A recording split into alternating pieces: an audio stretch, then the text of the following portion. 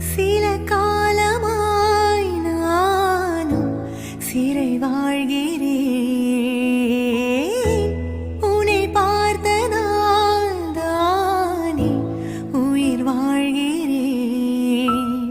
தூக்கம் விழிக்கிறேன்.